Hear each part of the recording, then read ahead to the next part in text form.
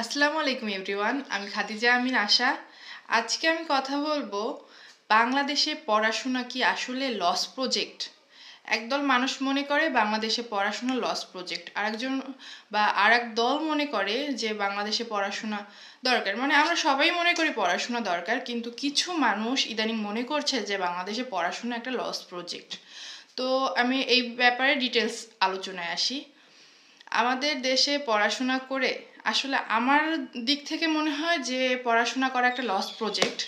তার মেইন কারণ হলো, আমরা যখন এসএসসি, এইচএসসি, বিবিএ বা এমবিএ করে একটা জবের জন্য যাই, তখন সবার আগে বলে যে এক্সপিরিয়েন্স লাগবে। তো আমরা কি মায়ের পেট থেকে এক্সপিরিয়েন্স আনবো? আমাদের যখন স্টাডিটা শেষ হয় তখনই তো আমরা জবের জন্য যাব।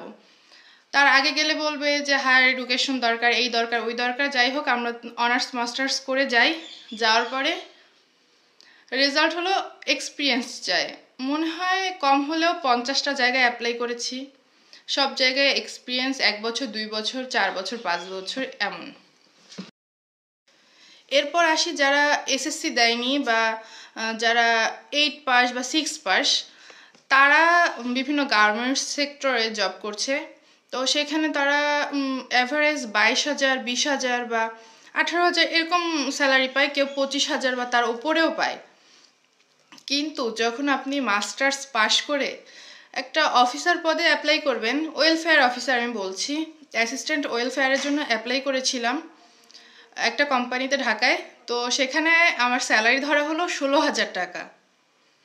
তো বাংলাদেশের সিচুয়েশন যে আমি এত পড়াশোনার পিছনে এত টাকা ইনভেস্ট করে আমার স্যালারি 16,000, আর যে পড়াশোনা করেনি তার স্যালারি 22,000 বা 25,000।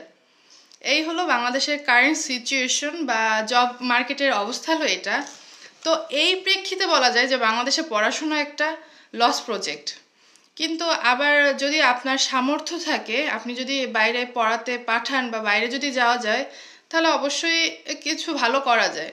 বাট বাংলাদেশের যে জব মার্কেট বা যে অবস্থা, সেখানে বাংলাদেশে ভালো কিছু করা আমি দেখি না যে ভালো কিছু করা সম্ভব।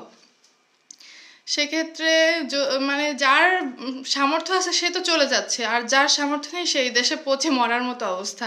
কারণ ভালো চাকরি পাবো না, হতাশা। আমরা ভাবতাম যে পড়াশোনা শেষ করে দেশ ও জাতির পাশে দাঁড়াবো। তো দেশ ও জাতির পাশে কি দাঁড়াবো, নিজের ফ্যামিলির পাশে দাঁড়ানোর মতো অবস্থা নেই। এখনও মাস্টার্স পড়ছি, তো এখনও ফ্যামিলির পরে ডিপেন্ড হয়ে আছি। তো দেশের পাশে কোথায় দাঁড়াবো, ফ্যামিলির পাশে দাঁড়াতে পারছি না। তো সেক্ষেত্রে যারা হাতের কাজ শেখে বা অনেক সময় অনেকে পড়াশোনা ছেড়ে দিয়ে বিভিন্ন ওয়ার্কশপে কাজ করে, যারা হাতের কাজ জানে তারা কিন্তু আমাদের দেশে টিকে আছে, কারণ তারা এইসব স্কিলগুলো কাজে লাগায় এবং তাদের ভালো একটা জবের অপরচুনিটি থাকে। তো সেক্ষেত্রে নার্সিং বা এই টাইপের কাজগুলো কিন্তু তাদের জন্য জব অপরচুনিটি সবসময়ই থাকে। আর আর আমার মতো অনার্স মাস্টার্স করা, অ্যাকাউন্টিংয়ে অনার্স মাস্টার্স, তো যদি কেউ টিউশনের কথা বলি, টিউশনের জন্য এরা হলো গতকাল দেখলাম অনার্স 3rd ইয়ারে 5টা বা 4টা ম্যাথ করাতে হবে বাসায় যে 5 দিন, 2,000 টাকা। তো এত পড়াশোনা করে এত টাকা ইনভেস্ট করে 2,000 টাকার জন্য একজনের বাসায় 5 দিন, সপ্তাহে 5 দিন, তাহলে মানে পড়াশোনার কি মূল্য?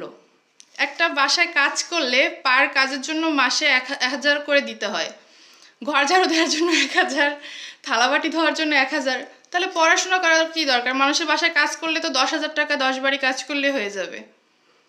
এখন এই প্রেক্ষিতে আমি বলেছি যে পড়াশোনা লস প্রজেক্ট। তবে অবশ্যই শিক্ষার দরকার আছে। তবে আমাদের দেশের ক্ষেত্রে রবি ঠাকুর একটা কথা বলেছিল, মূর্খের দেশে কিসের বিশ্ববিদ্যালয়। ঠিকই বলেছিল, কারণ এই বিশ্ববিদ্যালয়ে পড়ে এত কিছু করে কোনো লাভ নেই এই দেশে। যদি দেশ ছাড়া যায় তাহলে কিছু করা সম্ভব।